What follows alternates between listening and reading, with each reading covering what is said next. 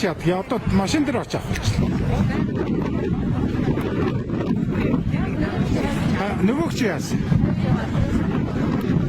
Нөгөөг чинь танил ихтэй.